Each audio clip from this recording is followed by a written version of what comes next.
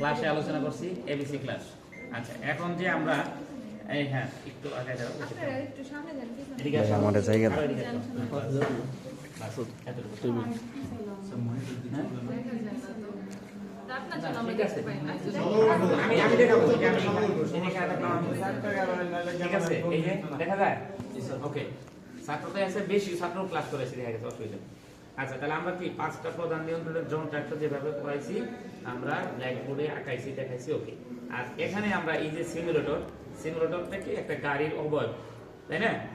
এটা রাস্তায় যেমন গাড়ি চলবে এটা চলবে না, মানে এটা একটা গেম সিস্টেম।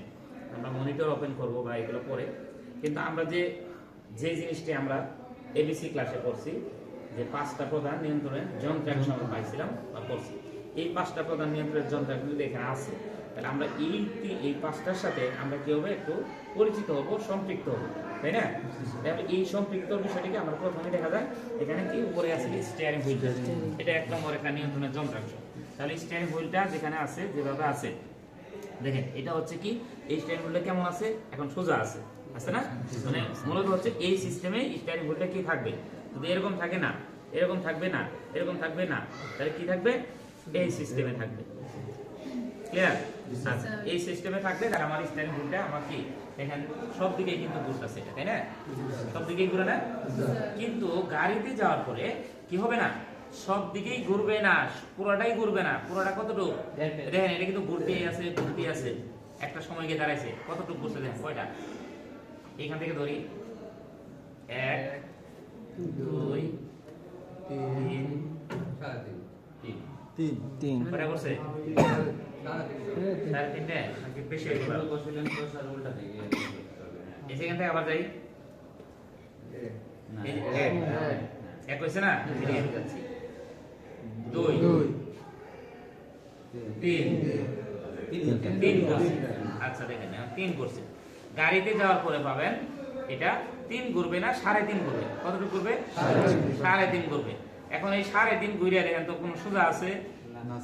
সোজা নাই। এমনি করলে কি হলো, সোজা হইলো।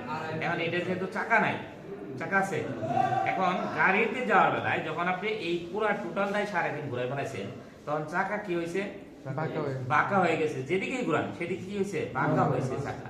এখন এই বাঁকা চাকাটাকে আপনি সোজা করবেন কেমনে? দেখেন, এইখান থেকে ধরেন, এইখান থেকে 1 হয়েছে,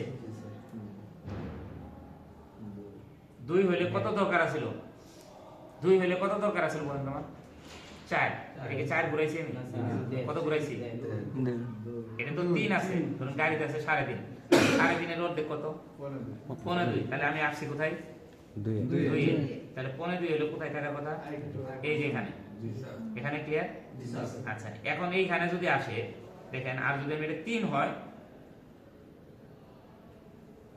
2 আছিল, তাহলে 1.5 হইলে এখানে, কিন্তু এটা কিন্তু সোজা হইলো না। সোজা হইলো আমার? সোজা হইলো না। কিন্তু গাড়ির বিষয়টা আর এইখানের বিষয়টা আলাদা হিসেব। কিন্তু যখন আমি গাড়িতে যাব, স্টিয়ারিংটা যখন আমি একদিকে টোটাল আমি ঘুরাবো, একদম টোটাল ঘুরাবো, 3.5 ঘুরবে।